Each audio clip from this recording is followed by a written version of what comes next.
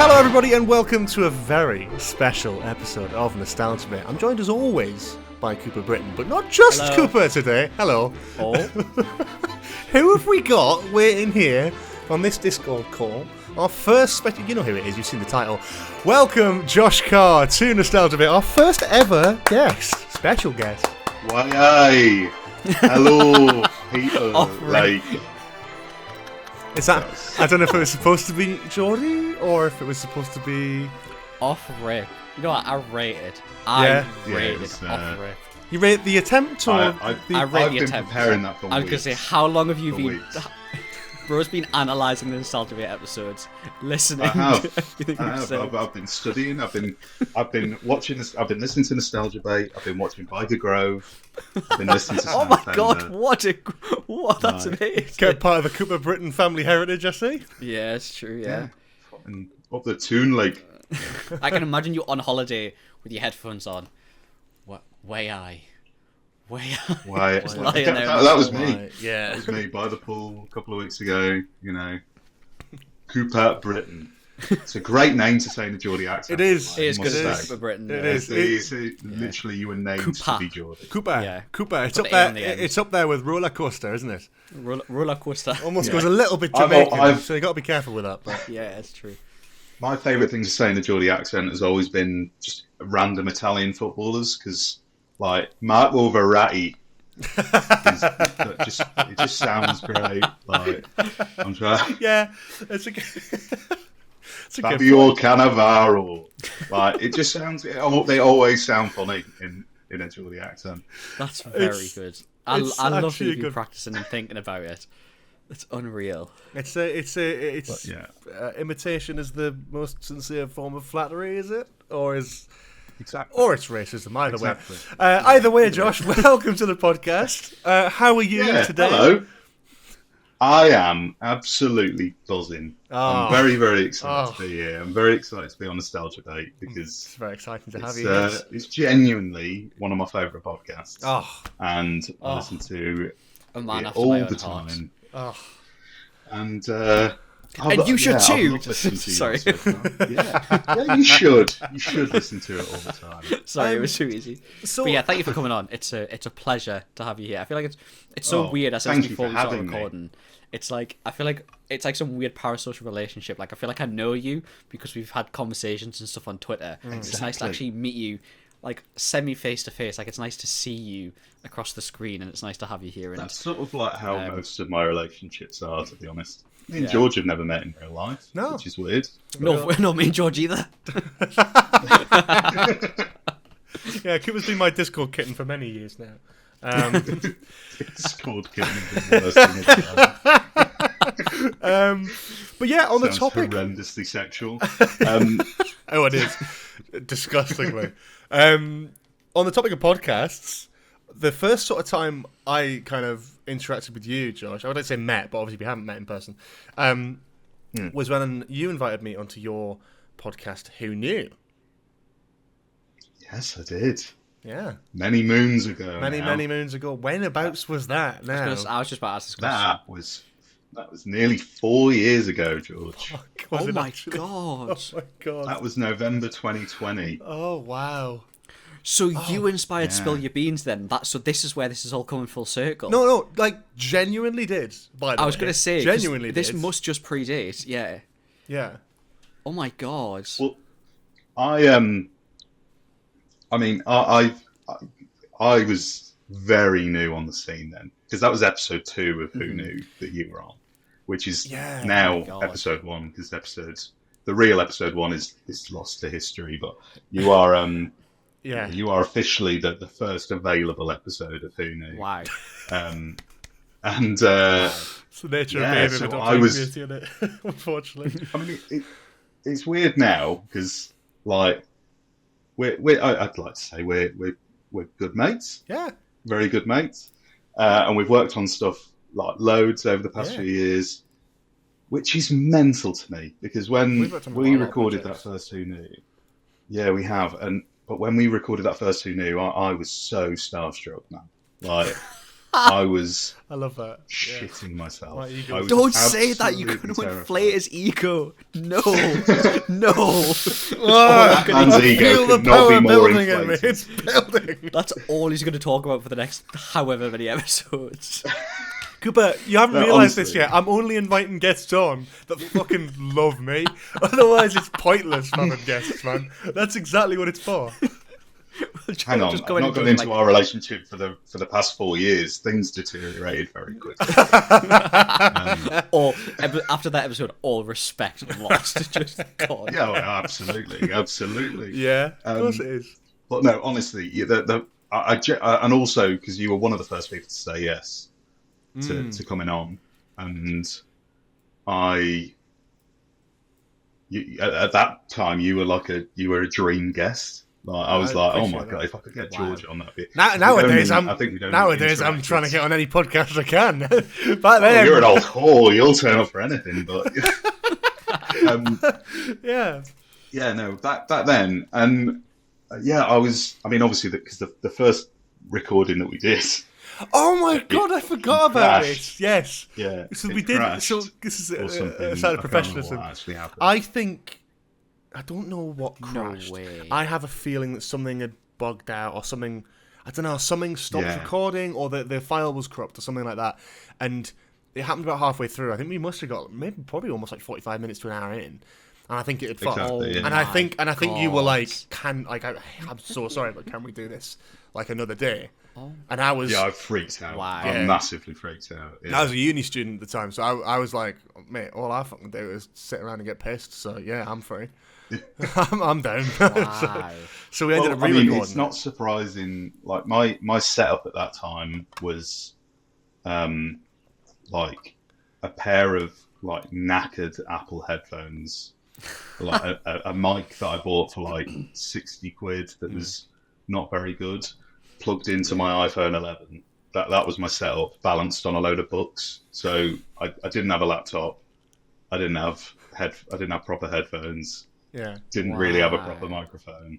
So I'd only recorded one podcast before. But you know what though? And- Like I will say, like when I did it, I was like, this is when this is the thing. I'll say it's like a lot of times, especially back then when I was massively famous. I ended up getting a lot Fell of off. before I fell off.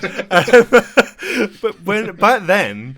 I was getting a lot of people go like, "Oh, do you want to come on this?" But I was like, I had to go to a point where I was like, I have to start being selective as to what I go on, and I did that, and we did the 45 minutes to an hour of it, and obviously it kind of fucked up. But I remember being like, just like, yeah, fuck it, I'll do this again because it was that enjoyable. It's very rare you get across someone, and there's a lot of creative and brilliant people in the Dot Daily community and online generally, but very rare to find someone who's just starting out with like the minimal equipment, which is the easiest and best way to start, and then smash it so well. No wonder like it sort of took off, but like as it did, because I think that it's one of those things that I came off it and I was like, not only am I more than happy to do this like episode again and continuously appear throughout the years on it, but it inspired me to do my previous podcast, Spill Your Beans, which obviously long dead now, but that was sort of a precursor to this, and that it's I never And really from the ashes, a phoenix rises. Exactly. Can I?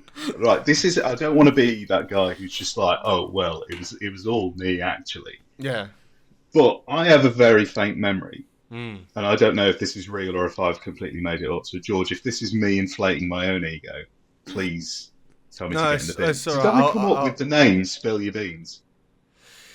You might have think I done. suggested You might have done. The thing is, I remember really struggling with names. I'm terrible with podcast names. I really. You can't say that. You came up with this. That's true. There you go. Let's let you go back. 50% successful. You've improved. With Spill Your Beans, it was a case of because it came from the lighthouse. Didn't Yeah. it? But And I remember you saying you wanted it. I remember us having a conversation because you were talking about starting it, and I remember us having a conversation, and you wanted it to be something from one of your favourite films. Yeah, because it was a film I podcast, think- and I was like, I had to be, yeah. Or you might have suggested the name, and I said that's Boss. Yeah, I But- vaguely, I think that could have been it, where it was sort of like, That might I think be I just it. had you heavily Yeah. involved with the initial making of it. I mean, which checks out, because you were the first guest on that as well. I've just dropped a thing, that's very I was, professional. yeah. Wow. Yeah, you were the first guest on that. We did Whiplash, didn't we? We talked about Whiplash, Yeah. and that was great fun. I loved Spill Your Beans, man. I thought it was a great podcast, and I listened to was- every episode. I was on it again as well. On wasn't an I? edge Well, here. didn't me and Owen? We did the Oh, Spider-Man. yeah, you did. The Spider-Man episodes. It's one of the No last Way Home came episodes. Yeah, you helped kill it. out. Yeah. No, was gonna it say was not. No, it wasn't. It wasn't. No, there was. Russ I on bring this it to world life, and out of this and then I world. strangle it to death. It was a. I love that. It's like the bit from Hot Fuzz where it's like, I brought you into this world, Danny. I should be the one to take you out of it. That's you with Spill Your Beans. Yeah. I remember it sort of just dying a death, like very relatively soon after. But I think it was like the mistake. You learn from your mistakes, and that's why we haven't done seasons here on Nostalgia Bit. That's why we don't stop. We just keep going every fucking week. That's why the machine Is- doesn't stop. Yeah. I did seasons, and I started doing a season 3, and I had 2 recordings that I did back to back, which both corrupted. I just finished uni, just started a job, and I was like, fuck this. This is too hard. I can't do this. Because it's the whole hosting thing, right? It's like I was like, I can't do this myself because I have to have a guest on every week, and organising that was a ball ache. It's honestly, I don't want to be one of these creators who's like, you don't understand the hard work that goes on behind the scenes. But genuinely, it's why Who Knew was when I was doing it, it was a bit of a nightmare to sort because like half of the job is like the networking, the finding guests. It's the finding hard. when people It are is available. hard. Yeah. And it's so difficult, and to do that like on a weekly basis, like especially if you're trying to go for most of a year, like trying to find 30 to 40 upwards of 50 guests a year, it just gets insane. Yeah. And especially after COVID, when like that's what I found is like, because I started in 2020, and then it was relatively easy to get guests, and I sort of got very, very lucky with some massive guests quite early on. But I definitely felt sort of, as we got into 2022, things definitely got a lot harder as the world sort of came back to life and everyone was working again, and everyone was sort of, especially like approaching people who worked on the show and stuff. It was a lot harder to get people. Of course. I mean, it's to be expected, isn't it, I suppose? And I can vouch for that. Yeah. I think anyone who makes a podcast in any community, whether it be Doctor Who or otherwise, I think can definitely vouch for the it is hard work. And even though me and Cooper, like, we split the workload, really, with how we make Nostalgia Bait. And I think we've got a very, I mean, correct me if I'm wrong, Cooper, but I feel quite comfortable in what I do.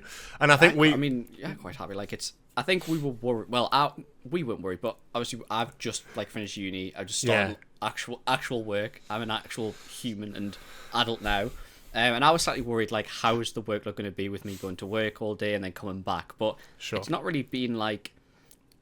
I mean, to be fair, we've picked the worst times. We've literally had some of our biggest episodes that we've done, and I've edited like back to back. whilst I've been working as well. Yeah, I've been I don't mind it. Like, it's come to a point where I quite enjoy the editing, and I've kind of got the method down now. Like, I know this needs to go here, this needs to go here, this. Yeah, when Is it? 2 times sort of like 1.5 speed, 2 times template speed.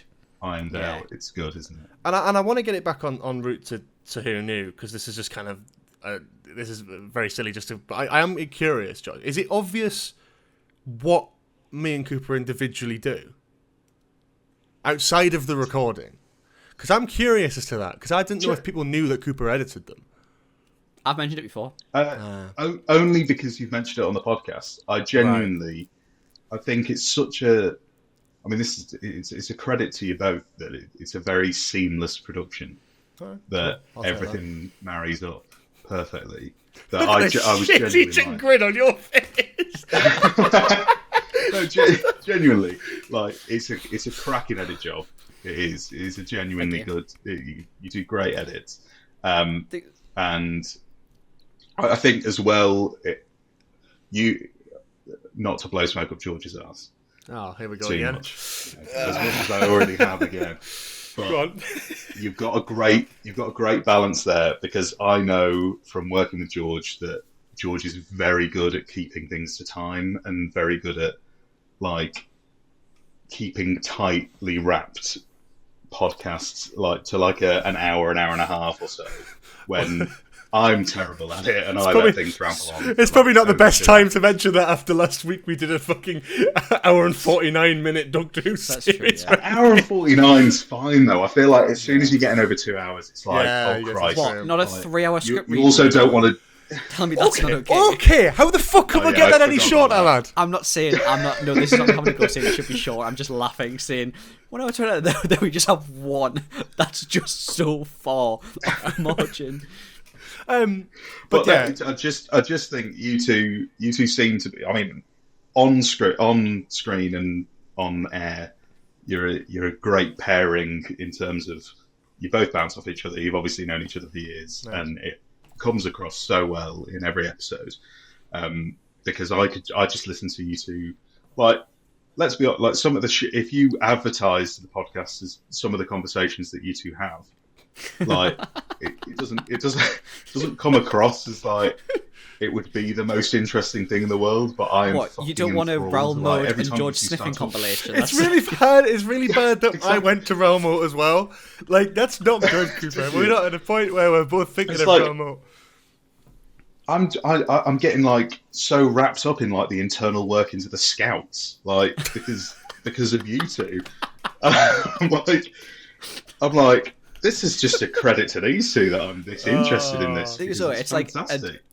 Like it's going to sound like you're like trying to inflate our ego so much, but to me, which you are, but to me, that's so nice because I've said it a million times. That's what I set out, and what my biggest thing with doing this was I don't want it to be forced. I wanted it to somebody who either knows George or knows me or doesn't know either of us can sit down and go, well, wow, they have been friends for quite a long time. Like, and the conversations that we have, as much as they are not the most topical things in the world, or they interesting, are the most or interesting, or the most offbeat fucking whatever sandwiches George has made at university. Like, it's nice that someone can enjoy those conversations. We're not fucking talking about George's. We're not talking about George's food. university. Thank you very much. I nearly threw up at work listening. Mate, I almost quit. I was like, I was done. No. So who knew? Yeah, it's nice to hear that. Yeah, go on. But it's like, no, sorry. Before we go on to who knew, like going completely in full circle to what you were talking about before, about like you saying you started on an iPad with shitty headphones. Like, it's that kind of thing though, where everybody has to start somewhere. Like George, I know that George didn't start with a DSLR camera and a beautiful Rode microphone. I bloody started on a shitty Blue Yeti and a Blue Yeti I bought from CEX and my iPad as a webcam. So it's like, it's those kind of beginnings, and it's something we've spoken about before. I love that. I love those humble beginning stories. Like, I love that.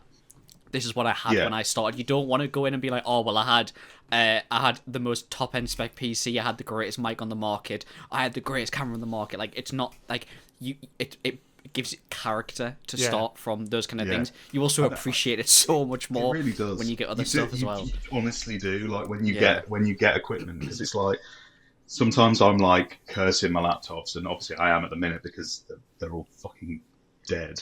But like, I sometimes I have to stop and think.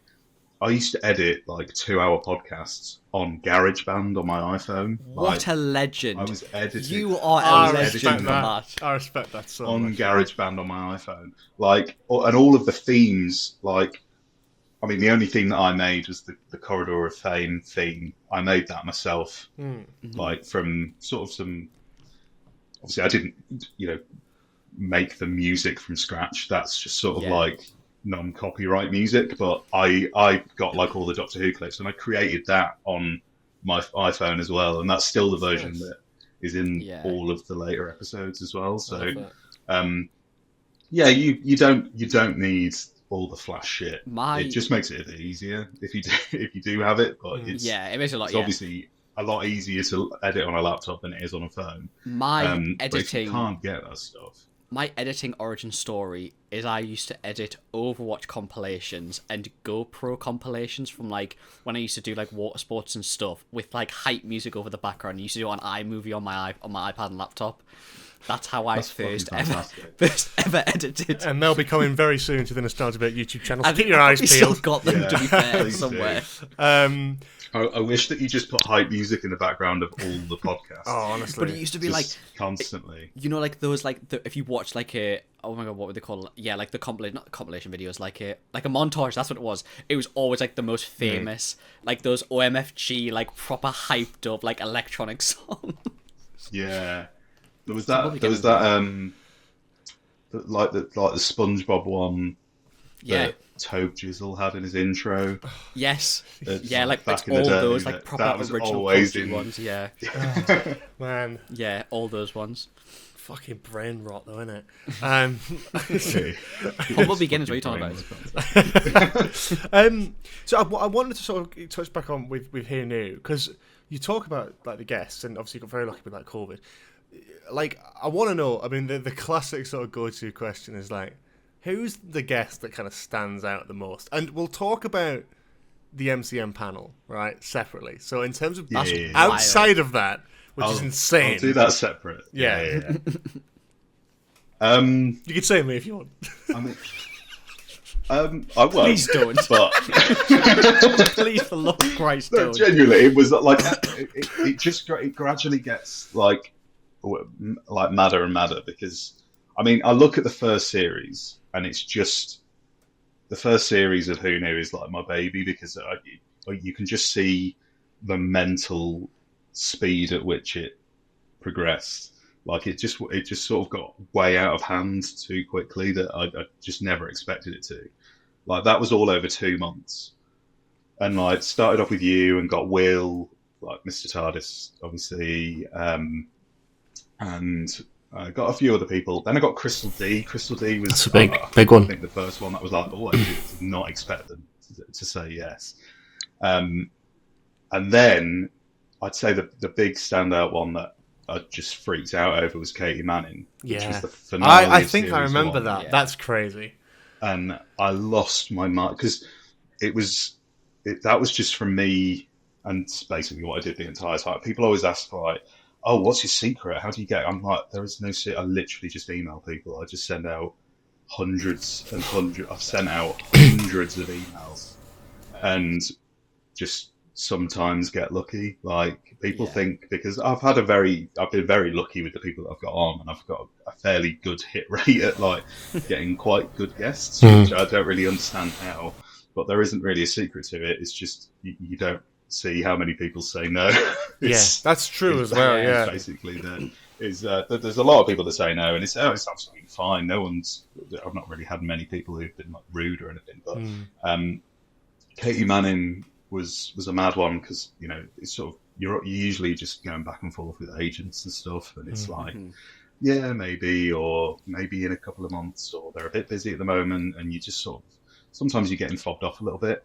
And it was a bit like that with Katie Manning, and they sort of said, yeah, we'll pass it on and see what she thinks. And I was like, oh, I will never hear from that again. And I remember I was sat at work just working from home, and I just got a notification pop up on my phone, and it was an email directly from Katie Manning. Wow. Katie Manning's name just popped up. I was my like, God, that's so good. what? And she's I mean, obviously, I think this is the worst kept secret in the world. She's like the nicest person on planet Earth. She's very nice. Like the epitome of sunshine and rainbows and happiness. And yeah, that was a mental one. Sophie Aldred as well was a big one. That I couldn't believe. I don't know. It's hard to pick favourites, because I love all the episodes, because I love the recording with you and recording with Will and Sam Davis. Like it's not like it's not fun to record with like these big people that I do happen to get on every now and then, but they're obviously a little bit more stressful and a little bit more anxiety inducing. Of course. You have to think of more nervous. Yeah. Because you want to make a good and impression it's with them, like- don't you, as well? You want to sort of build up almost a good rapport that when you finished recording, you're like, oh, I hope they remember this. I hope it's something that's in their mind memorable. Because you can go on 100 podcasts and do a favours to 100 different podcasters around the world, right? But if you stand out and you do something different that makes them sort of remember that, then that's a great little thing. And I think that from an outsider perspective, I like to think that you did achieve that, and I think with Who Knew, it did stand out, and it was very much. At least in my mind, whenever I was on it, like it shouldn't come as a surprise considering how many times I was more than keen to be on it. It comes down to that. It's something different about a show like that kind of hits this sort of pool of Doctor Who podcasts, like with a sort of something slightly different. At a slightly different angle, something like just could be anything, could be just subconsciously, but something different about it. And I think you managed to achieve that. That's great. That's the thing. I always tried to again, it's like because obviously, especially when you're getting people who like Katie Manning and Sophie Aldred, like these are people who've sort of done the convention scene for years, and it's like they've got a lot of, well, I mean, rightly, so like, it's not a bad thing. They've got these incredible stories that a lot of people have heard over and over again, and it's always sort of trying to get something new out of them, and get something a little bit different to and there's people who are great at doing that, like on the collection box sets. I was speaking to this with a friend the other day, actually, like Matthew Sweet, who does like the one-on-one interviews and collection box sets. He's amazing at doing that. He's amazing at sort of, you know, he doesn't go for the obvious questions. He sort of tiptoes around like the old anecdotes that we've heard a million times, and he tries to find like sort of new things and sort of get some quite it's not like you're trying to tease gossip out of people. Like, you know, you don't want to cause like proper drama or anything, but speak for yourself. Yeah. But no, it's always fun to get like a new story. Like one of my favorites for that was, I mean, it's always annoying as well when an episode that I love like didn't perform as well. But there's an episode with Douglas McKinnon who directed loads of episodes of Doctor Who. Like he did the Sontaran two-parter for David Tennant. Okay. He did Listen. Yeah. So he's like across multiple eras. Like I think he directed for 10, 11, and 12. Wow. And then he's gone on and done like Good Omens and stuff like that. And he's a great director, and he was a really good guest. And like he was telling stories about like how when like on the set of the Sontaran Stratagem, it was around the time that David had decided and sort of basically told the BBC that he was leaving, and he was giving like some sort of insight about like how David was quite emotional on set, and it was stuff that I'd never heard before. And he said like, yeah, I mean, I think Douglas McKinnon his son was on set a lot of the time because he had like a young sort of like 8-9-year-old son, and I think I remember him telling a story about David like tearing up seeing his son like playing around on the TARDIS and maybe sort of having like a moment of doubt about leaving, and it was like, you know, telling Douglas like that was me, like that's my dream, like to do that, and I've now done it, and it's really cool stories like that, like getting little nuggets of information that I've never heard before. What an amazing story to have though on your platform. That's unreal, that story. That's great. Oh man. Wow. No, I love it. Well, there's plenty more where that came from if you head over to Who Knew, a Doctor Who podcast. Bro, do it, honestly. The one, like, don't feel like you ever have to hold back plugging anything here. Oh yeah, drop your plugs in. Bro, honestly, treat it like fucking home base, being kid, drop your plugs everywhere. Next hour, just yeah. So the burning thing that I want to ask, because I don't think I know how this came about. Right. You interviewed 3 doctors live on stage at MCM. How the fuck did that happen? this blew my mind because I only learned about Fucking this beats literally me, like mate. I ain't got a clue. I only learned about this about 2 weeks ago when me and George were talking about having you on the podcast, and George was like, "Oh yeah, this is the kind of stuff." Because we interacted, he was like, "Yeah, this is just kind of like a rundown of like what he's done and stuff." And he showed me, and I was like, "Oh my god!" Yeah, I was like, Yeah. "What?" That's It was unreal. absolutely fucking nuts. So yeah, from the beginning, again, people are like, how the hell does that happen? I chucked an email out. I literally I found an email for, I think it came from MCM each year are really good at getting sort of like new creators involved. Mm-hmm. So they do this like panel application thing where you can submit ideas for panels. And I think, George, I think we've spoken about that before. I feel like I was gonna, and then I think I was gonna for Spill Your Beans, and I just didn't. Yeah, I think we very briefly discussed it for Quiz Chibnall, which is a very God, yeah, we did. Very early on, we did say. Oh my God. We were like, if Quiz Chibnall does like, obviously for anyone at home who doesn't know what Quiz Chibnall is, something but we've done a couple of times. But also, a live quiz. It was only called Quiz Twitch. Chibnall once as well. That's the funniest thing. Well, I suppose Quiz Chibnall was part of Who Knew, wasn't it? Quiz Chibnall was on Who Knew, and then it was while Flux was airing. I did a segment called Quiz Chibnall, which is brilliant. And then I think you approached me and was like, I'd love to do it on why Twitch. don't we expand this and do like a big live quiz on Twitch? Which was fun, mind. Just want to say, banger name, by the way. Quiz Chibnall's absolute banger name. Yeah. But we couldn't put that in there. It's versatile as well, because, when Chris Chibnall left, I was like, oh, maybe I can just change it to like Christopher Eccleston or something, or Crystal D. Quavis? I don't know. Crystal D. Crystal D. Wow, that's one I had not thought of. Anyway, so yeah, you can do like panel applications, and I did an application for Who Knew, and said like a pitch like a live version of Who Knew, basically. Mm-hmm.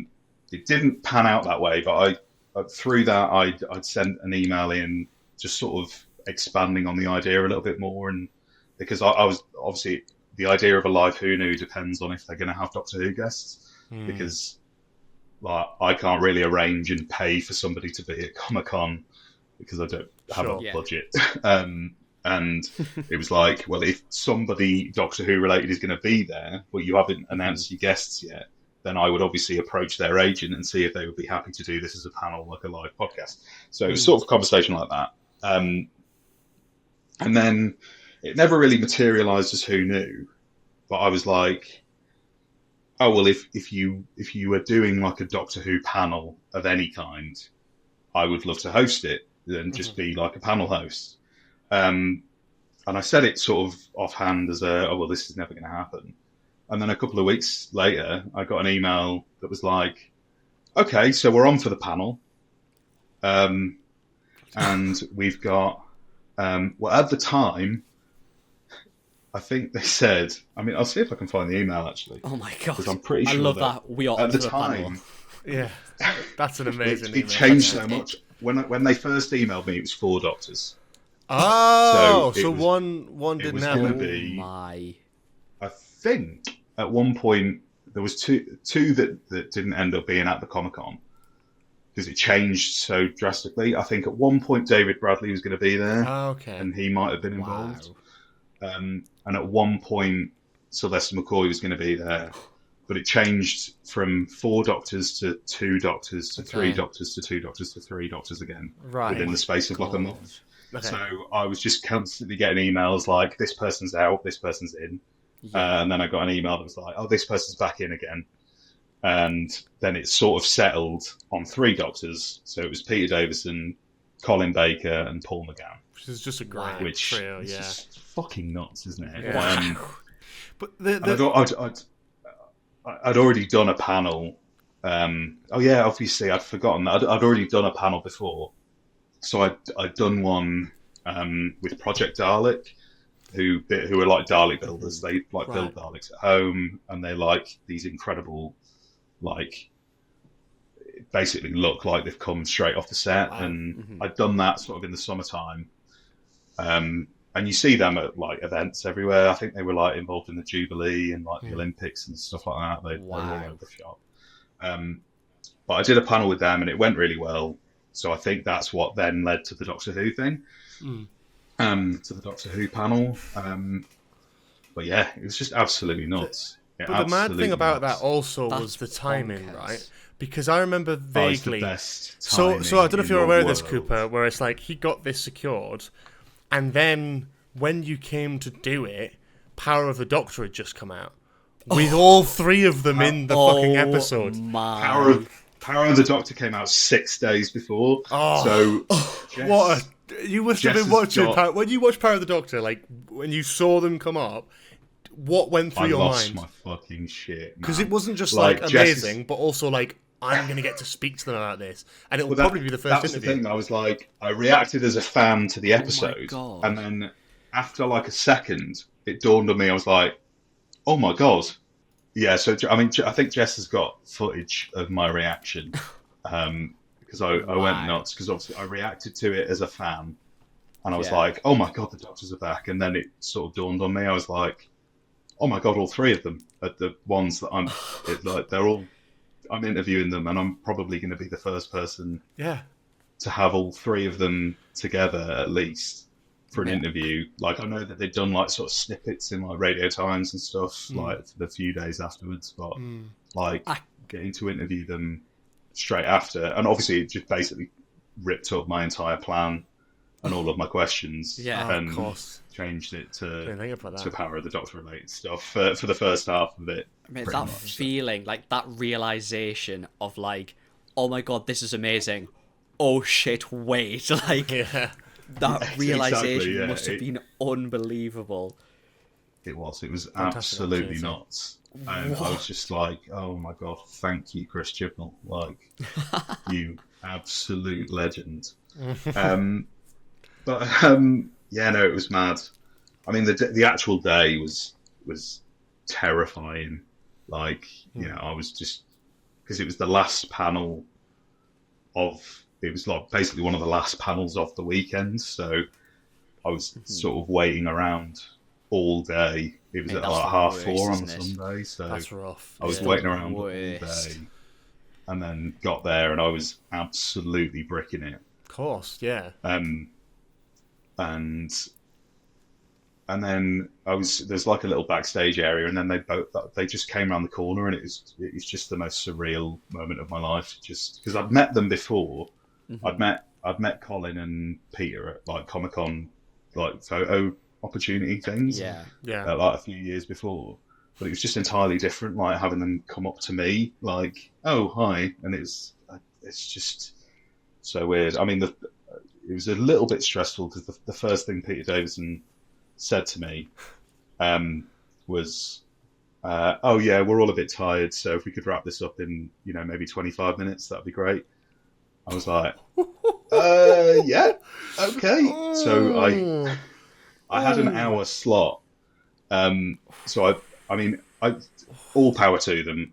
This isn't me slagging them off or anything, because they were there all 3 days. Yeah. Must have been absolutely knackered, which I don't really know how they still keep up with these conventions. Like the amount of people that they're talking to all day, every day, and it's like 4:30 on a Sunday. Like, I'd probably want to get home a bit quicker too. Like, I completely understand it. But it did just mean I sort of had to edit my entire plan on the fly, because we were on I was on stage about 3 minutes after he said that, so it was just sort of winging it. But that would have really... It went really well. It went really, really well. I'm really proud of it. No, you should be, man. I mean, it is a lot of things there. And a lot of all on the YouTube channel and stuff, which is great. To have that just sort of there on my channel as I've done that. It's like... sort of just, it's incredible, and it's something that you can just I'm so happy now. It's done. I've interviewed a Doctor.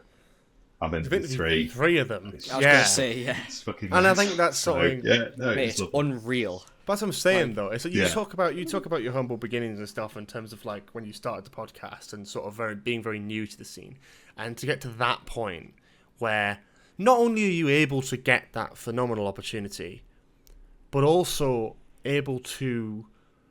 I mean, you've talked many times there about how you've had to change what your plan was. I mean, the Doctor's dropping in and out.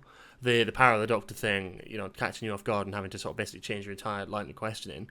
And then Peter Davison sort of giving you a little bit of pressure on time as you're about to walk on stage.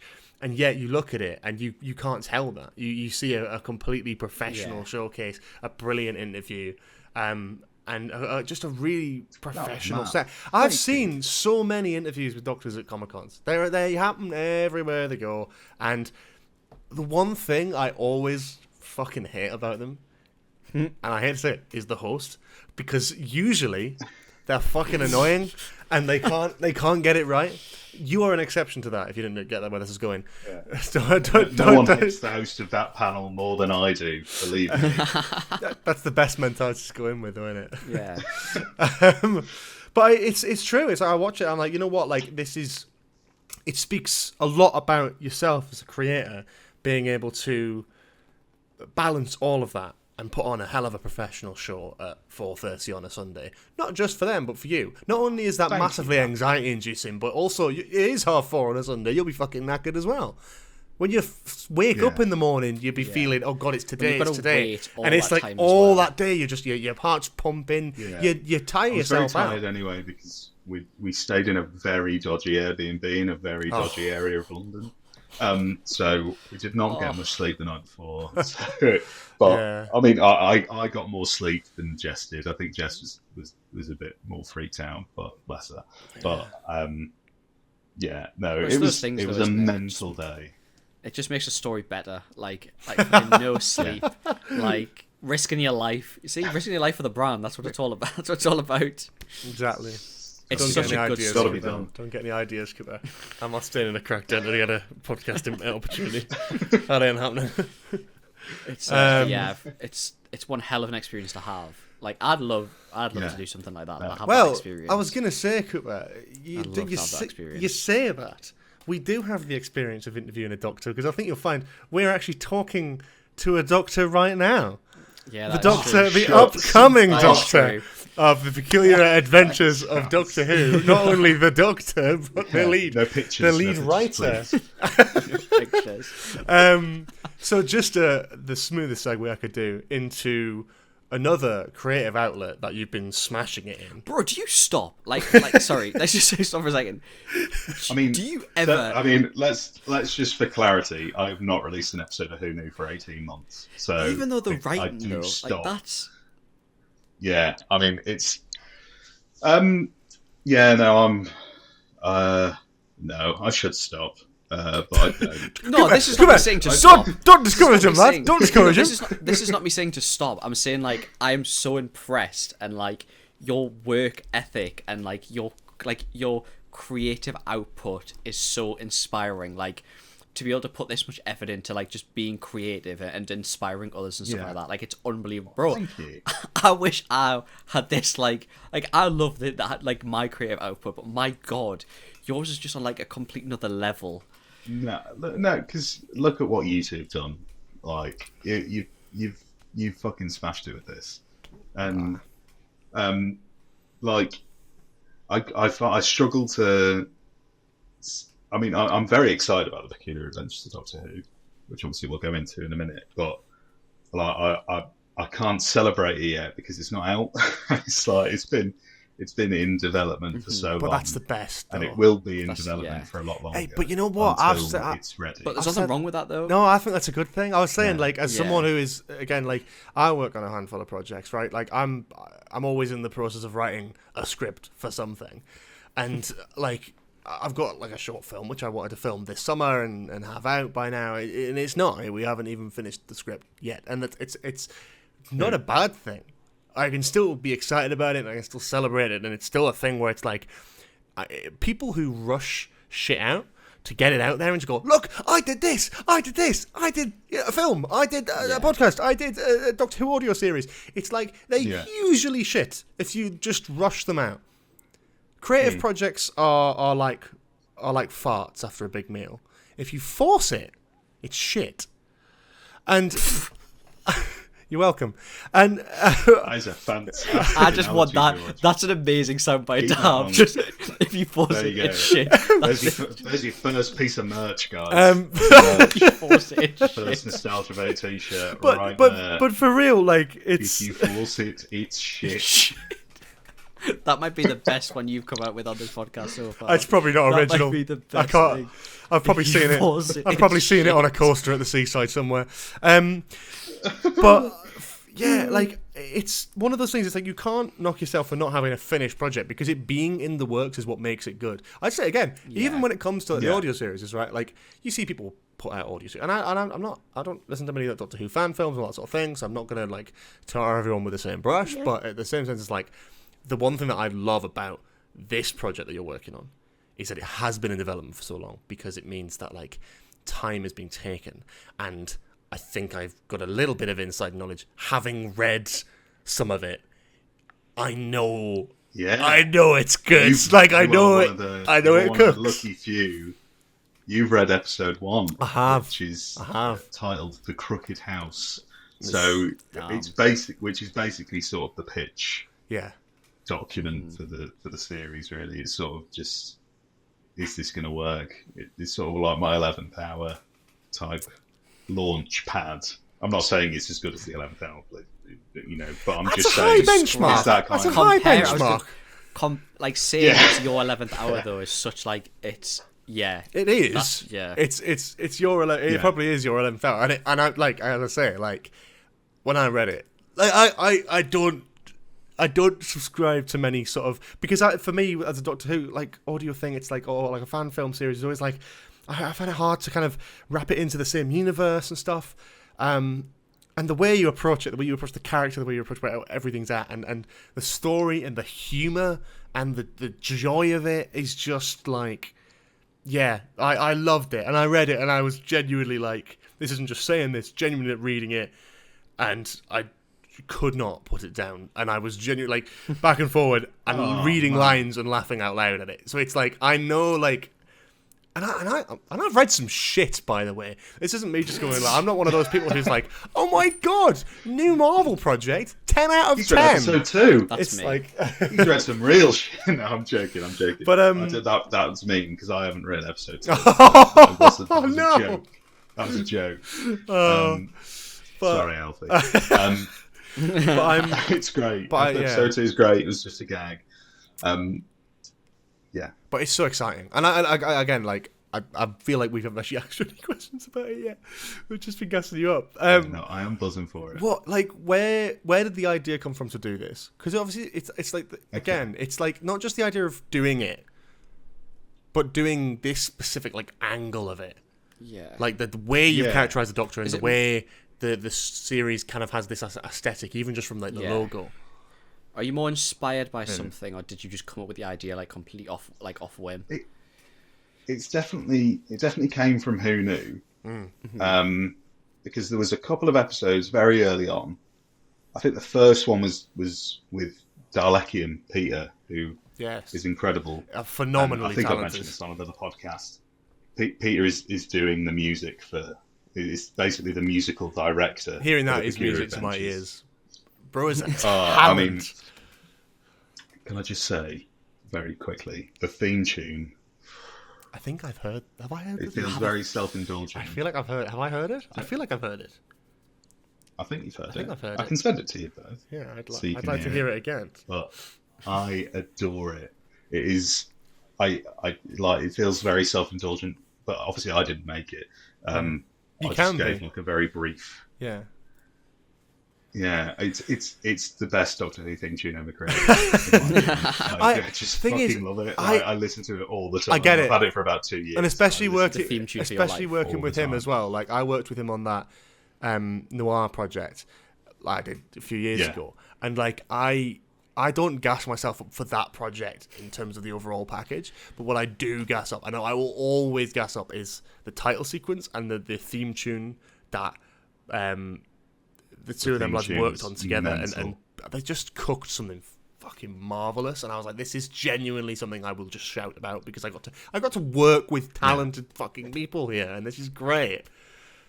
So, I mean, it came from a conversation. I think me and Peter had it first on the podcast, because the whole like pitch idea for Who Knew was was sort of quite new to the fandom through lockdown, through like the lockdown watch-alongs, and I'd never really interacted in sort of like the online. Is that when you watched before. Doctor Who for the first time? No, I'd watched New Who.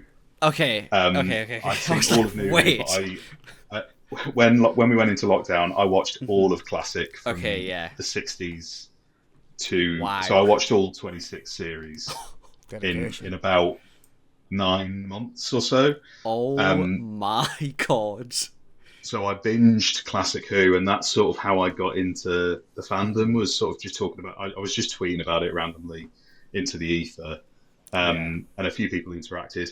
And then I did a couple of things, like I got into sort of doing a bit of like teaching myself graphic design stuff, and I did like a spin-off concepts thing. Which I think is the first time George interacted with me. Yeah, because it was fucking sick. That's why. It was fucking amazing. That's why I fucking interacted with it. A thread of like, spin-off concepts. And I did like a thread of like actors who should be the Doctor. And I remember George, like that was when George followed me. So it's just sort of as I was just gradually getting involved in the fandom. But I created Who Knew because I was like just so impressed with the talent of the fandom. And it baffled me. And I was like, and then me and Peter were having this conversation of like, there is enough talent in the fandom that you could create an entire cast and crew to create their own series of Doctor Who, like the whole future generation of like what RTD and Paul Cornell and Rob Shearman were in the 90s, who were like working on Big Finish and writing the Virgin New Adventures when it was in the wilderness.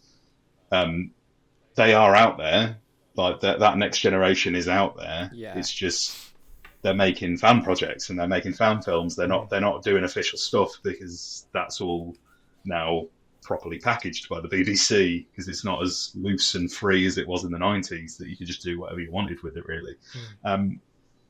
So the idea sparked from that conversation, really. And obviously, like every other Doctor Who fan, I'd always had my ideas for a series.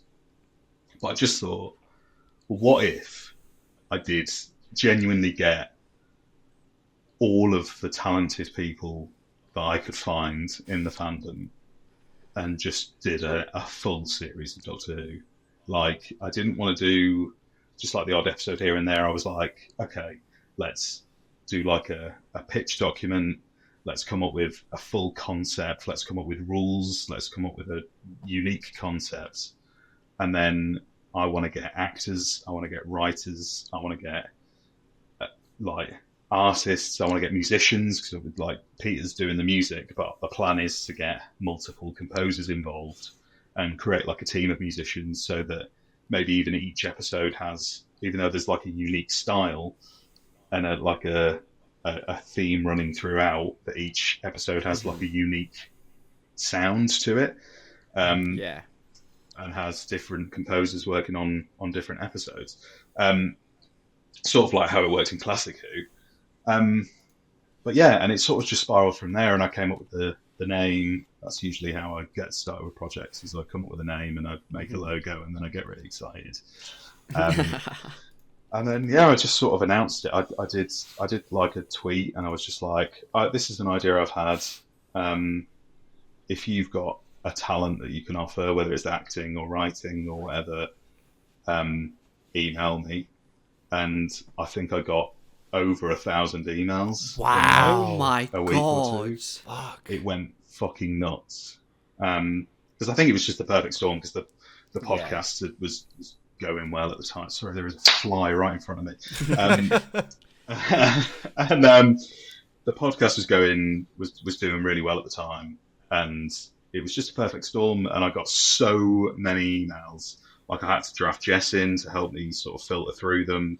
I've still got all of the emails, like, wow, of of people, and like people were pitching stories, people were sending me like voice reels, people were sending me artwork that they've done, and I was just blown away, and I was like, oh my fucking god, I can actually do this. Like, we could easily do this, and easily is a stretch because obviously it's not easy at all. It just sort of spiraled from there, and like I worked on this. I think George, you've also seen the Bible that I call it. Yes, I have. The Tudor Adventures Bible, which is sort of just like the pitch for the series. But I wanted it to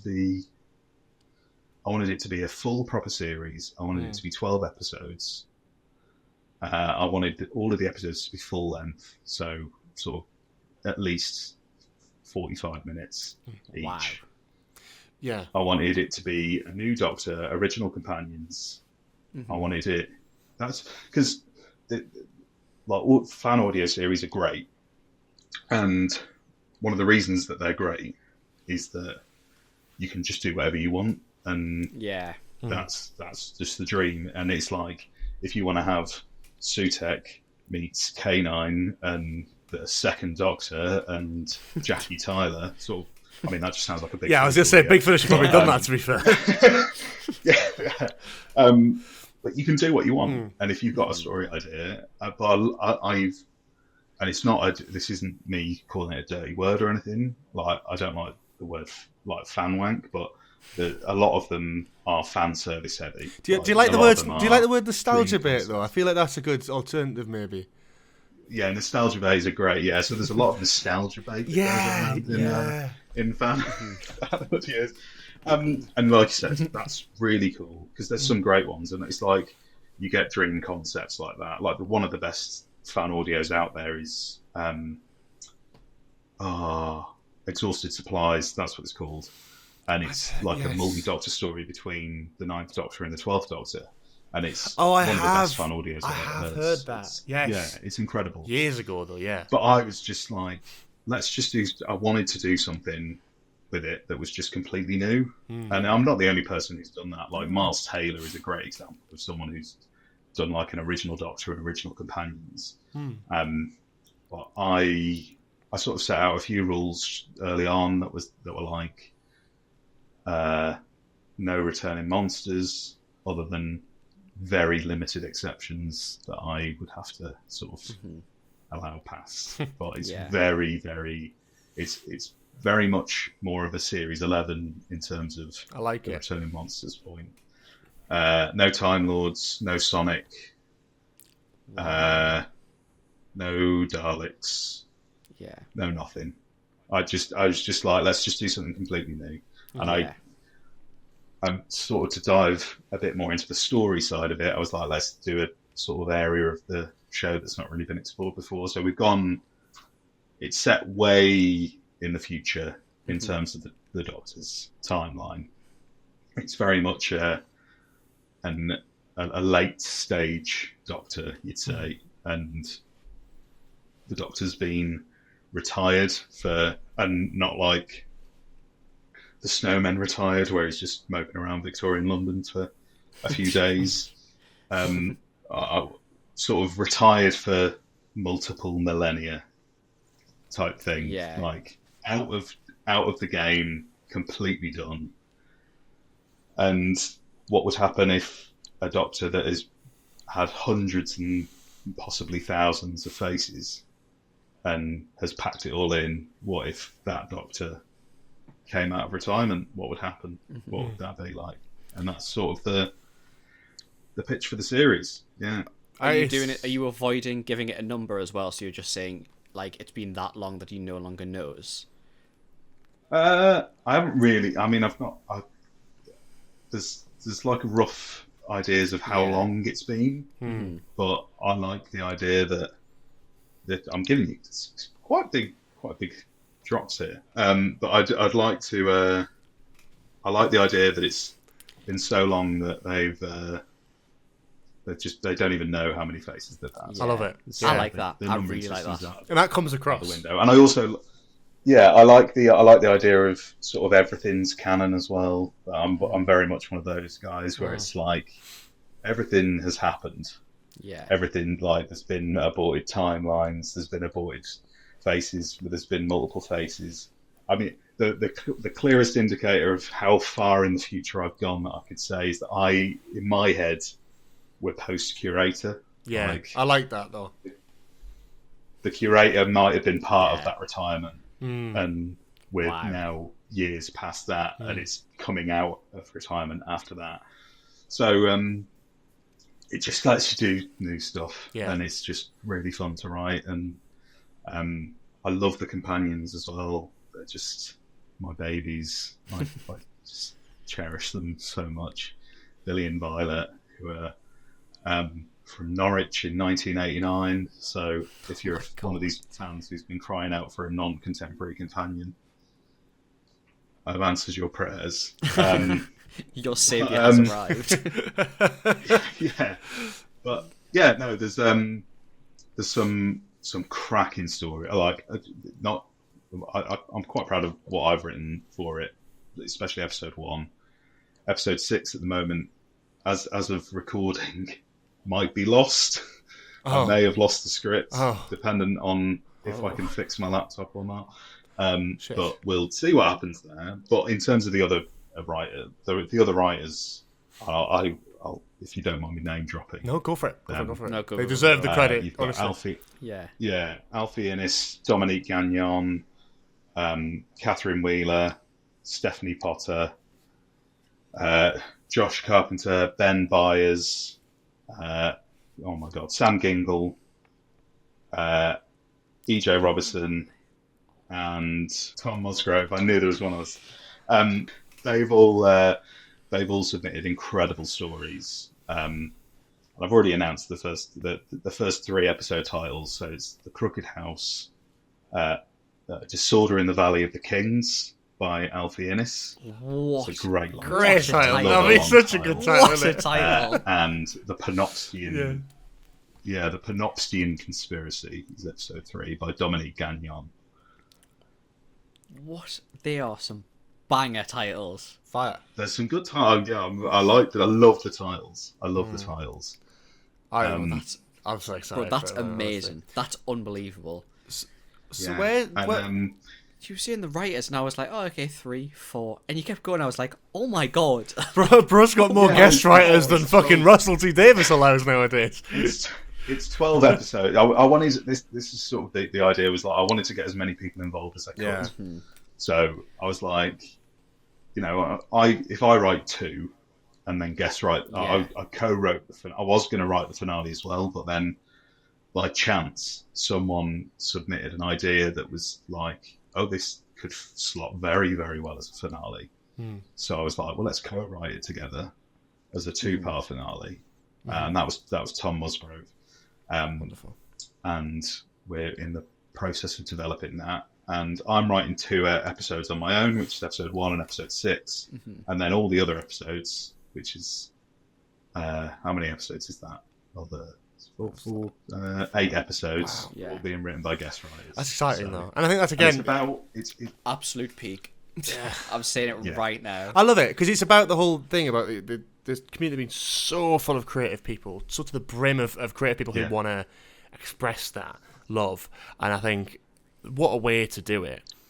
That's so exciting. Do you think, like, so as it stands now, these have been obviously developed for like a while, where do you see, if you could even give a ballpark, where do you see this like potentially starting to come out that the listeners might be able to listen? No idea. I mean, we're trying to another thing that I wanted to do is, because there's so many people involved and I want it to be a fan project, and I don't want it to be a job for people. So I've sort of said it just comes out when it comes out.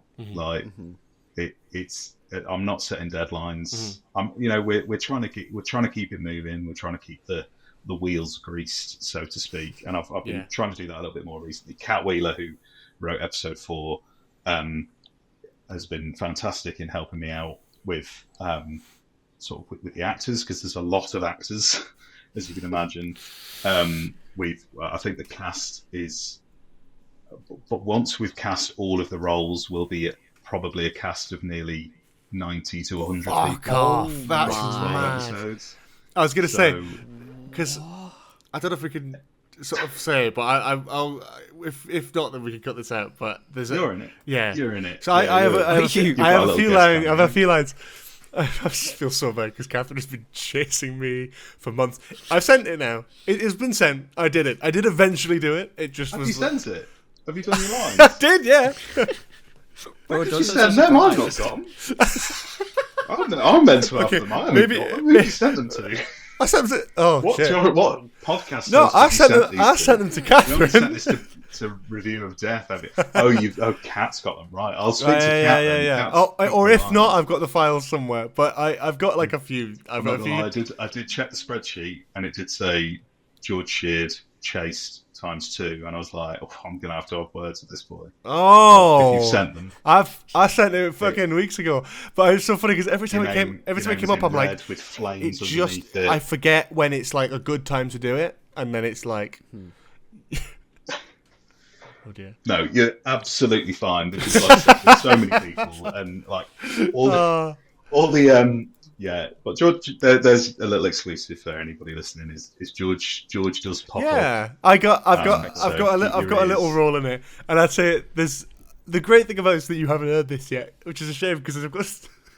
I'll tell a little story. Is like there's a very brief bit where because I've got like a small handful of lines, and that's exactly how I'd want it because I'm not an actor, and I love to just kind of jump in there and jump out and be like, this is great. I was involved, yay. But there's a bit where the character that I am is like eating soup, and I only realized this We're always as method You are acting. right, yeah. I only realized this as I was recording, and mid-recording, I didn't fucking edit the recording. I just sent the whole thing. So enjoy this, Josh. I actually ran to my kitchen, got a spoon, and then was drinking Diet Coke off a spoon because it's all I That's had, incredible. and just slurping Full it on- oh and then my doing the God. line. So I enjoy Bro, that. it's method. But Jared Leto. oh no! Wait. Sending condoms full of soup to my house. You dirty bastard.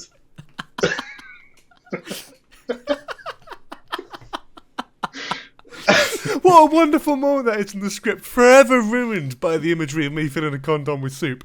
Yeah, hey, honestly, I wish you'd done like a video recording for it as well. I didn't. I was just like, hate I to did, watch you drink just had the audio recording of me just going like, just literally, I was like, I've got a drink, and I was like, oh shit, I'm eating Wait. soup, right? So I got my cup, I like unscrewed the lid, and I got like a spoon, Okay. and was literally just like filling the spoon up, and I just go, and then do the line, but I had to do different slurps.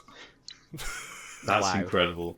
I can't wait for this because obviously I'm sort of still very much in the production side. So I mean, I don't think we've mentioned this, but I'm playing the Doctor.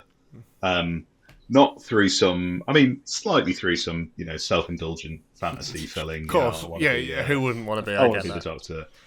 But also, it's 12 episodes. I've got the most lines. I don't want to give that to someone Yeah. and not It's a good pay them. point. It's a I good feel really point. bad. It's a good point. Yeah. And it was like, so I've not recorded any of my lines yet. I've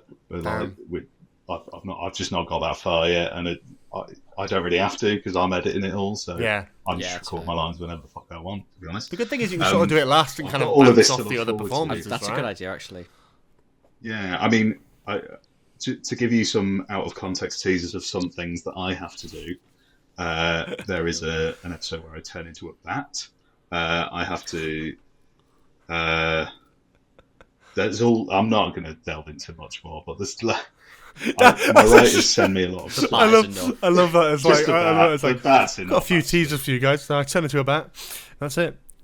Cool. That's all 12 episodes. That's all the 12 episodes. Better a bat Yeah. than a pickle. I mean, my writers are fantastic, and I just love it when they send me some unhinged shit that I'm going to have to do and record. It's words food for thought. And unhinged is definitely the way to describe some of these episodes because, again, sort of the no rules sort of thing definitely came into play because I was like, the joy of doing an audio series is that, like, what it's not like, oh, what can't we do? It's like, obviously we can't show anything. Or, we don't have a budget. We don't have this. We don't have that.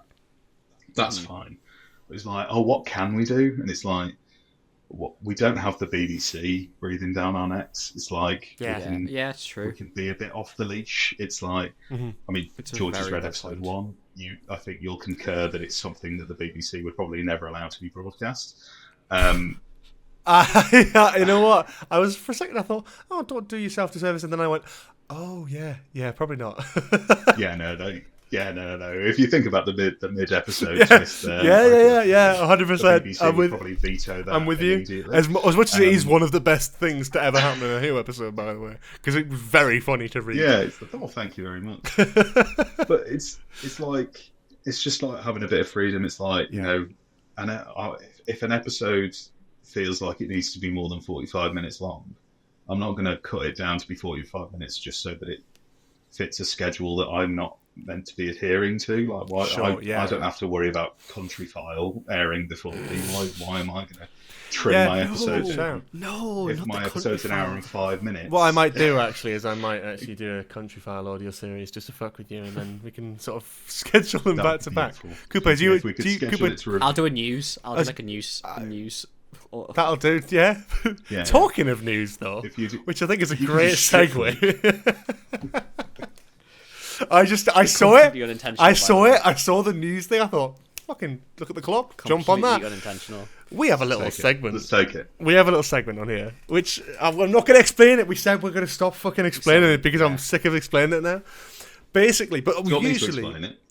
Oh my god, yes. I've listened to enough episodes. Yes. Shall I try and explain this it? will be the new norm for guests to see if he listens. Yeah. These two Geordie pricks, they rock up with some fucking shit news article they've found down the back of the sofa every week, and they just regurgitate that nonsense, fill a bit of time at the end of their podcast. Yeah, pretty much. No, that was all a joke. It's a joke. See how we connect it to a Geordie accent, or see how we can connect Alan Shearer with less hair over here, and through Geordie's little brother.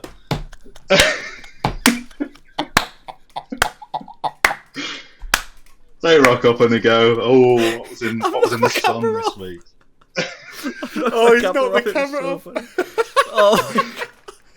Oh man, that's he's having one of True Geordie's like rage fits there. Oh my god, I just fucking gotta do it, man. Fucking hell. Jesus Christ. I don't really know what came over me there. So, Josh, what are you doing for us at the end of this episode? So usually we're bringing a news article. Felt good though. You had to get that out. It's just venting. All the dumb shite that we've talked about that he's listened to, I feel like it's fair enough, honestly. So we usually bring a news article and read to each other and sort of read it out to the other person. We thought, we've got a guest on. We'll ask the guest to bring a news article. And we'll take the thing that we don't put much effort in and just do no effort and give it to someone else to do. And what Josh has done is he's not put one, not two, not three, not four, but five, at least 5 news articles around one local legend. So I'm locked in. Let's go. As much as I did go off the handle there a bit, sorry, I lost my cool there, guys. Sorry, man, that's the best of us. I did take this very seriously because I thought, I know what you're going to say. If I say that I'm northern, I'm going to get this usual spiel that I get from Geordies. Oh, you're not from the north. You're from the northwest. That's basically the south. Fucking Norwich, man. You're like a lump on the side of England. No, I'm not from Norwich. I'm not from Norwich. Where are you from? I'm from near Liverpool. Thank you very much. Okay, that's still not northern, though, so get fucked. I mean, I say near Liverpool. I'm from Southport. It's literally got south in the name. He's cooked you. He's cooked you to be fair there. South of another port. It's not in the south. Northumberland. It spells itself out. Come on. Yeah. Oh, for God's sake. Anyway, I'm from the north. Chips, pie and gravy, eat by gum, all that shite. But I have lived in Norwich. Yeah, thank you very much. You're welcome. I've lived in Norwich for the past nearly 10 years. And Christ alive, this is the strangest place on planet Earth. Some weird shit happens here. if you think Alan Partridge is unrealistic, they do not go far enough in terms of the weirdness, because there's a reason why normal for Norfolk is a commonly said phrase. So I was like, I'm gonna get a really weird, funny local legend. Oh, phenomenal! That's exactly what we and want. give them the platform that they deserve. So I very much cherry picked this as a story that I've been following for the past 5 years that is still ongoing. Oh shit! So, Oh my god! It could be someone in the Doctor Who me. community, as far as we know. This is episode not, 13. Sadly. Allow me to introduce you to Orlando Williams. Great name. Now, since 2019, there has been a restaurant in Norwich called Orlando's, which has been run by Orlando Williams. Mm-hmm. And I mean, the headline here is Norwich, Story of Orlando's Earlham Road Restaurant Battle. Oh dear! Right, I'm imagining. So I'm this is imagining very much... so many things here. I want to know firstly, what kind of cuisine was this? That's good. Was he going? Amazing question. Japanese foods. Oh, okay. Good start. Okay. Orlando's. But Okay. I would say that the key defining feature of Orlando's is not the cuisine itself. Oh, It's the fact that this restaurant is run from a suburban terraced home. So, and the battle that I'm Course it referring fucking to is. is with Norwich City Council. of course it is. Of course it is. Yeah. Orlando Williams has been at war with Norwich City Council for the past 5 years. Of course. And he's basically a man who can only be described as having absolutely no chill whatsoever. He just does not give a flying fuck about anything. So let me run you through a timeline Go for it. Fucking hell. of events. So Orlando owned a Japanese restaurant in Norwich City Centre, which closed in 2015. Okay. So it was a restaurant called Yakiniku, and the restaurant then 3 years later appears to just reopen under the name Orlando's, Okay. but in a normal terraced house. And I will just show the house on screen just so you can see this is just an ordinary home. Oh my god. Literally just like a football Because he post. runs a B&B in that house, but there's Oh. obviously like food services for like breakfast and stuff. Sure. Yeah. But in the evenings, he's serving Japanese food Okay. just in his living room. Oh, wow. Basically, and he has a chef that works in his house. If you ask Orlando this, he will deny it all What? because There's a sign. he just. I can see the fucking sign. What do you mean he denies it? I know. Oh, this is brilliant. So basically, and it just goes back and forth. This is brilliant. Pretty much from 2019 until last year, and it's sort of just that for somehow, despite there being a sign above the door for a restaurant, and Orlando Williams is constantly posting online saying, "Come to my restaurant. Here's pictures of the food that I'm serving at my restaurant. Here's the chef of my restaurant." Norwich City Council somehow can't find enough evidence to close him down. They just keep investigating him. Bro, it's He the denies it. He's winning, despite man. the fact he's literally on the same day. Yeah, he's winning. Oh, he's man. absolutely winning. I love it. And because Bro's he's the basically Walter just White. going of Japanese food. like he's posting on Facebook like, come to my. It is the Walter White. Of The Japanese Walter food, White of isn't it? Japanese food. I do love that. Him and his sous chef in his fucking like little kitchen. We've got a cook. It's time to cook. Jesse, we've got to cook. Jesse, get the sushi out the fridge. Jesse, Get the sushi out the fridge, Jesse. Jesse, get my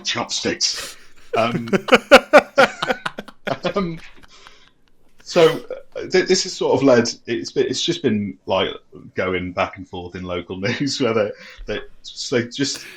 he just basically denies everything, while simultaneously, like, then the next day he'll just be like, "Come to my restaurant," and for some reason, I don't know if it just shows the incompetence of the Norwich City Council, pretty much. But like, it's an illuminated sign. He has, like, neighbours can smell food being cooked basically at all hours of the day. There are people coming in and out for deliveries because he's also on all the delivery apps. How the fuck do they not? How can they not have enough evidence to close him down? That's what's confusing me. What are the laws around that?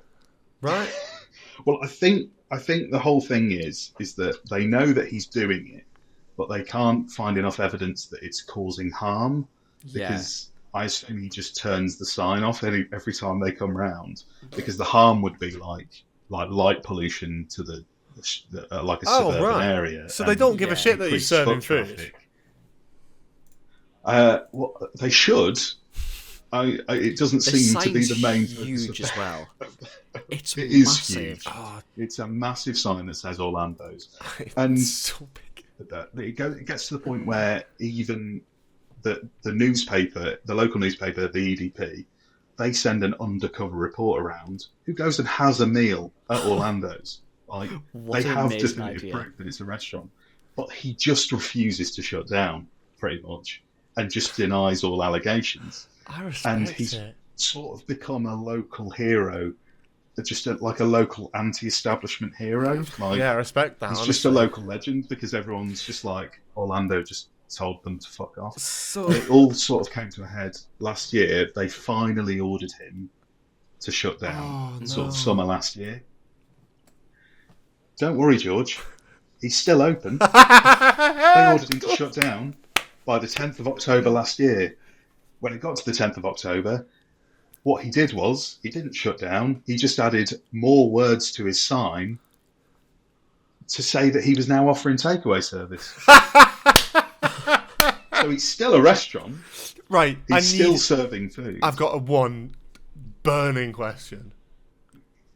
Okay. Tell me that you've ordered from Orlando. I was going to ask this. I haven't, but this is what I discovered tonight. Because I didn't even know this. I hadn't been keeping up with the story recently. I am on Uber Eats right now. No, it's not. Oh my god. No, it's not. Surely.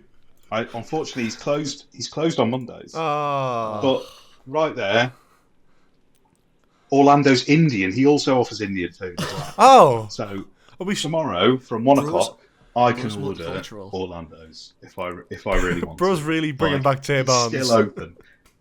And this is a year and a half ago that the Norwich City Council basically said, you have to shut down. You've been ordered to shut down, and he just doesn't. And he just doesn't give a shit. And I think it's hilarious. He's probably got the best lawyer I've. Yeah. There's a local artist who did a painting of Orlando holding a newspaper article about himself refusing to shut down his restaurant, like an oil painting, and sold prints in my local pub down the road. And you could buy a print of Orlando's face, and it got to the point where these paintings were sold so much that it allowed the artist to open up an Etsy store. And he now sells loads of local artwork about local heroes. Unbelievable. And also, a local food reviewer has created a tabletop board game about Orlando. Huh? Which, is it just Monopoly, but instead of like houses, it's like Orlando's Japanese, Orlando's Indian, Orlando's Chinese, Orlando's fish and chips, Orlando's groceries. The game is called Orlando Rebel Without a Restaurant, and the introduction to the game is: you are Orlando, trailblazer, iconoclast, B&B owner, scourge of the local authorities, and champion of the people. You have decided to launch a restaurant. Will you earn enough to retire? Will you become Norwich's most wanted man? Or will you finally become the legend you were born to be? And it's like yeah, it's like a tabletop board game, and you sort of roll and try and become as successful as you can with Orlando's restaurant, and try and evade the authorities in the same way This he has. is amazing. Man, like I just think it's love fantastic. It. I love it. And yeah, Orlando, if you are listening, Send it to him. if I ever do start a podcast again, you are more than welcome to come on. I would love to interview We you. have to go. We have to go. Orlando, champion of the people. He is the people's princess, if you will. If we do a trip to Norwich, can the three of us go to Orlando's place? We need to put this on the list of places that all the three start of of us it are needs to gonna go. Like, Yeah. We're basically just going to be sat on a man's sofa eating Japanese food. you know what? I am game, man. Really funny. I'm game. I don't care. Sorry, Yeah, I've just seen absolutely in down one of the for it. articles. It says May 2020, a new probe is launched after it is alleged Mr. Williams is breaching lockdown regulations by serving dinners in his home. Yeah. Also, That's risky. he has done some questionable things. Oh. Also, after he was, here we go. This'll be after it. he was told to shut down, there was he put a 4-star hygiene rating sticker in his window, despite the fact that 2 months before he'd had a 2-star hygiene rating given to him. So I think, I respect that he didn't go 5. not all people are perfect, but Not all I think heroes we wear have to capes. respect a man. Some changed not all the heroes 2-star wear to capes. 4-star. And not all some of Norwich them men turn open their restaurants, room. but this man has Yeah, done sure. all 3 of those things. He's wonderful. Some men serve sushi in their living room to random strangers. It's just, I'm just imagining the bit of Walter White in Breaking Bad and Ozymandias where he zooms into the camera and falls to the floor, and it's Orlando when he's given yet another notice to close down his fictional restaurant. Mate, I can like. I Mate. like to imagine he just rips them up, or he just rolls them into sushi. If I were him, like, every time he gets one. God, I'd love it if he framed them and put them all on the wall, and that was the decor. The theme is the notices to napkins close that the you get for you- restaurant. It's all that'd be amazing. Walk in, it's just the wall, the corridor is just lined with notice to close restaurant, serious notice, fine, yeah. just It's like those outstanding fine. like those JML like infomercials where it's like doctor approved, and there's like a doctor stood there with about 50 framed doctorate certificates in the background. It's a bit like that, but with a restaurant of just all the things going. Look how many times we've been told to close. Incredible. That's wonderful. Incredible. Well, That's amazing. what I will endeavour to do is, if I hear of any updates regarding Orlando, Yeah. I will make sure that I keep you informed, and I will message you to the podcast to let you know. I mean this. any You updates. could be our first call. I was gonna say this will be. I'm gonna say this right fucking now. I don't give a shit. Any update that you give us regarding Orlando's situation or whereabouts, we'll update the wonderful listeners of Nostalgia Base. If you want to know what goes on with Orlando in the I'm near very future, Very happy. stay here, listen And in. also, what I want to do, I'm not brave enough to do this because I value my internal organs, but if anybody who lives in Norwich, who is listening to the podcast, has eaten at Orlando's, because I'm sure if there's people who listen who live in Norwich, they will know about this. If you've eaten at Orlando's, or if you're willing to eat at Orlando's to give us a review, I would love to hear it. Yeah. Because I want to know Like, what the food's like. Because being in all of this, I can't actually find out if it's any good or not. Like, being dead ass. there Wait, aren't really any reviews. He's got 4 stars. Like dead serious. I would actually do that. I would 100% if I was in Norwich order it just for the meme and try it. I don't care if I'm on the toilet all night. If you two ever come and visit Norwich, I will guarantee you we will go to Orlando's and we will film it. We'll do it. And Content. we'll do a little bonus nostalgia video. Mate, that would be Do amazing. it for the content. That'll be a special episode. If that ever happens, Probably like Louis special. Theroux style. Yeah. Inside Norwich's Most Wanted establishment. Yeah. Just clarify, just the end bit there. We don't want to be inside Norwich's Most Wanted Most Wanted. as establishment. Establishment. Depends how good the food is. Well, on that lovely, Let's see how that sushi heartwarming. rolls. Oh, That was good. That was really good. That was really good. on that wonderful, tasty note. we'll probably come to the end of our episode here, our first special guest. And I'd just like you to have the platform here, Josh, and just shout out about anything you got going on. No limit at all. Take half an hour if you need to. Don't. But if you need to, just shout about all the things you got going on that you want to talk about, that you want to shout out. Okay. I'd like to promote my new Korean restaurant called Josh's. It's in my living room. No, Fair play. in all seriousness, Fair play. Go to Orlando's first of all. Big up Orlando. Wait, should it not be called Cars and you serve out of a car? Pixar will soon. Yeah, that's good.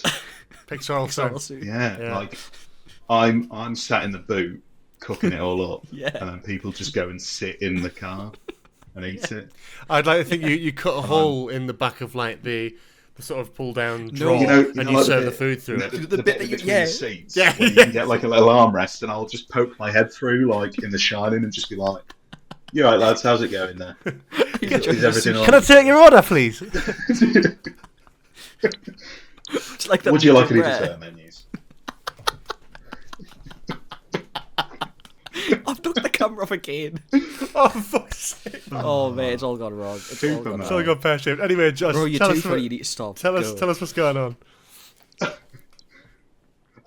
Well, I would like to promote the Peculiar Adventures of Doctor Who, even though it's not out yet.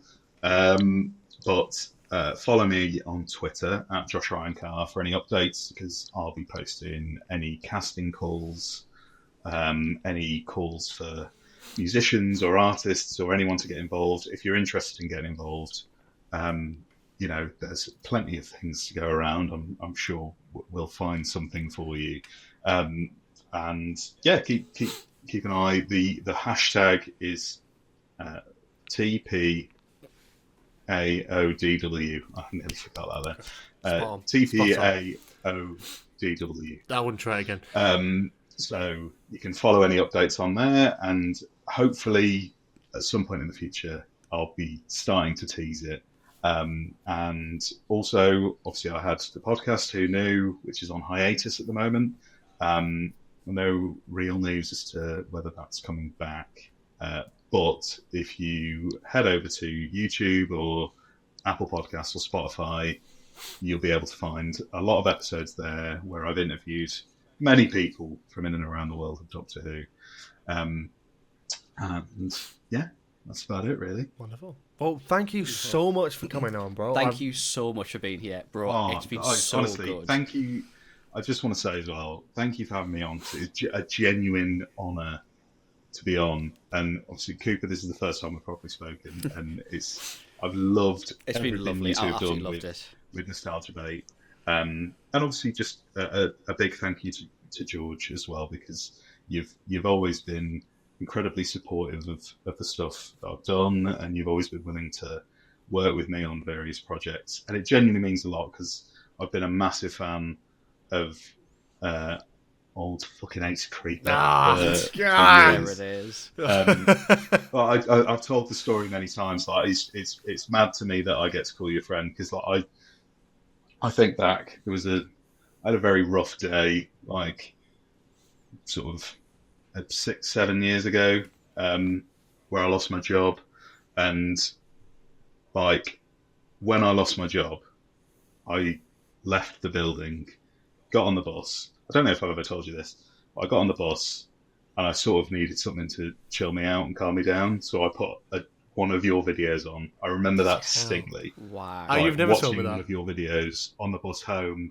on pretty much the worst day of my life to try and cheer me up.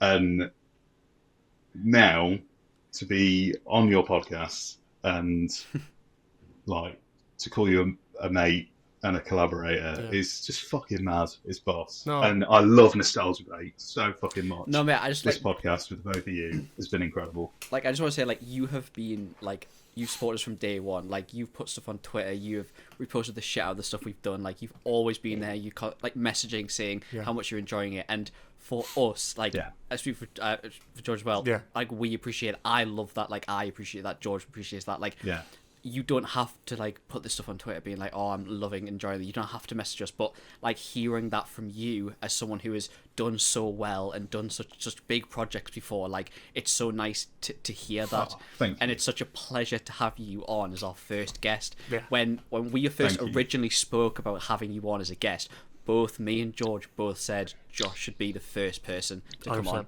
Yeah. When we originally had the That's conversation, really, really kind. we both said he should be And the as- first guest. As much as I nearly pulled out when Cooper said that KSI's album was one of his favourite albums. And on that one, I'll see you later. Really, over You Big know, Bang Theory. I it's thought still been a pleasure to be on. Is Big Bang Theory not? Does Big Bang Theory Just, not top? you that know one? what I forgot to mention, and I will just throw I this just in. didn't really want to I'll throw mention this it, in to be now. honest. You know the KSI thing, like Cooper. Now that's been brought up. I think it's sort of relevant to bring this up, and I wanted to do it on the podcast. And I thought, well, maybe not this I episode. think I know exactly what you're gonna. I think I know exactly what you're gonna share. This is madness, right? Not only I have been sent this video by two separate people in my life. I've got a mate from work and my girlfriend. Both separately sent me this video, and I don't know if you've seen it, but it is effectively. I'm really concerned. Oh, you should be. Both of them have sent me it going, this is literally Cooper. Right, I'll send it to you on Twitter, mate. For those, I genuinely, it's so funny. I'll send- I genuinely saw this. I'll send you on Oh my Twitter. god! you can watch it now, and I'll explain to the viewers who aren't able to watch it. Effectively, what it is, I'll wait for his reaction. Is a first dance at a wedding,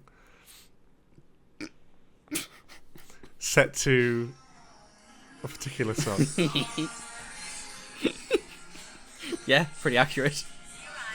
And I've had separate people in my life completely independently send this video to me going, this is Cooper. That is incredible. I Get think that shit my off before he- girlfriend- Here is a challenge. Here is a challenge. Like if this video gets, I'm getting married next year, right? If this video gets, Fucking hell, mate, don't do it. what's an unattainable goal? 10,000 likes. Oh, that's never going to happen. If this video, But Yeah, I I'd know. take that challenge. that's why. Because I value my relationship, George. I don't want to divorce Bro, before I'm if even I married. even suggested... I will have Lamborghini by KSI as my first date. Hey, it goes hard. I respect it. True.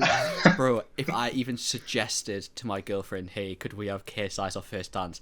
Bro, she'd be packing her bag. She would be on the next train out of here. That's all right. You've got other options. You can have moves like Jagger. You can have. Bro's a What criticism else in my did you top put in? 5. What's- Oh, Yeah. you could have a.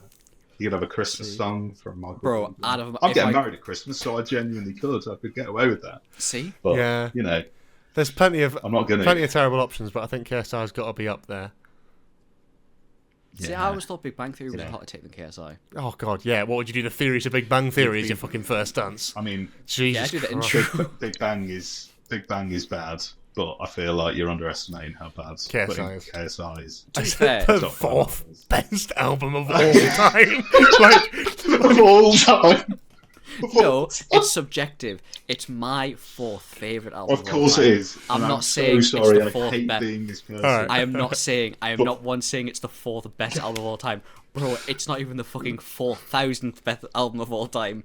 But it's Cooper, it feels mine. like you've said this many times over the I past have. few weeks. I'm not. I have. the funniest thing is, I think I was like, fighting. you're I gonna loved fight it. in My the life. street. I wasn't even angry when he said it because I just knew. I was like, everyone who just watches there. this is going to despise that take. And you know what? I was Well, right. You were. And you know what though? You were doing It gets your- people your fucking usual talking, doesn't George it? Sheard, sweet content. That's what you were thinking. Yeah, I was Bro, thinking. bro, Oh, just as saw soon dollar as signs. I saw the To TikTok do numbers on clips coming. TikTok, won't it, boy? Yeah, no, it didn't do as many numbers as me complaining about popcorn buckets. So fucking still, it's true. still me who looks like a knob. It shook me so much that I nearly brought it as my Just News. Man puts KSI as top 4 albums. I'm surprised. I'm surprised the Daily Mail or the Sun haven't jumped on it. They've got fuck all to do these days. It's true. Yeah. Anyway, yes, thank you so much. We'll wrap it up there. Thank you so much. Thank you everyone for listening as well. Hopefully this Yes, hasn't been thank you for listening. hopefully it's Thank been- you for having me. put together been nicely. amazing. That'd be good. And yeah, we'll see you all next week with a video that I'm not sure what the fuck we're doing yet. Sure. Not a clue. The Cool. schedule's up in We'll the air. see you there. Have a Bye-bye. lovely Orlando's mukbang. Orlando's mukbang. Oh my god, I kind of hard you there. See you later. See you Bye bye. later. Bye bye. Bye. Thanks for having me. Love you. Mate, that was unreal. That was really, really, really good. Good one. Lovely to have you on, Thank man. you for having me. Really, Thank really you so much appreciate it, for man. coming on. It's been really, really good. I'll head off. I hope the next recording session goes well. Yeah? Enjoy. I can't wait to be Thanks, watching. man. So I'll see you soon. Yeah. See you later, man. I'm excited. It's been a while. It's been a while. Off he goes. But, yeah, George, And- you take it away. You take it away. Yeah. Let's get back into it. Hello, you lovely lot, and welcome back to Who.